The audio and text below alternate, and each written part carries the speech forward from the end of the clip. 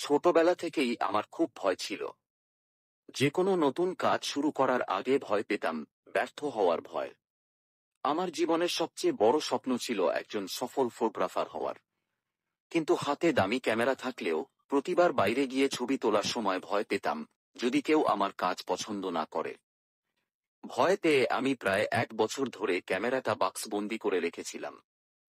বন্ধুদের দেখতাম সোশ্যাল মিডিয়ায় তাদের ছবি পোস্ট করছে, আর আমি শুধু দীর্ঘশ্বাস ফেলতাম। একদিন রাতে বাইরে প্রচণ্ড ঝড়, সব ইলেকট্রিসিটি চলে গেল। অন্ধকার রুমে আমি বসেছিলাম, আর তখনই খাটের কোণায় পড়ে থাকা সেই পুরনো ক্যামেরাটার উপর টর্চের হঠাৎ মনে হলো, আমার ভয়ের কারণ তো এই অন্ধকার নয়। আমার ভয়ের কারণ হলো আমার ভেতরের দ্বিধা। আমি ভাবলাম, যদি এই ঝড় আর অন্ধকারকে জয় করতে না পারি, তবে জীবনের ভয়কে কিভাবে জয় করব।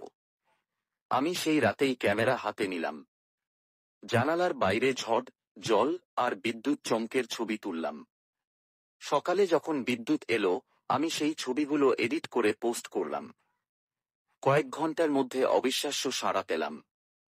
দর্শকরা লিখল, ঝড়ের মধ্যেও এত সুন্দর ছবি। আমি বুঝলাম, ভয়টা ছিল শুধু আমার মনে। সফল হওয়ার জন্য দামি ক্যামেরা বা নিখুঁত পরিবেশ লাগে না, লাগে শুধু সাহস আর প্রথম ধাপটি নেওয়ার ইচ্ছা। সেই ঝড়টাই ছিল আমার জীবনের সবচেয়ে বড় শিক্ষক।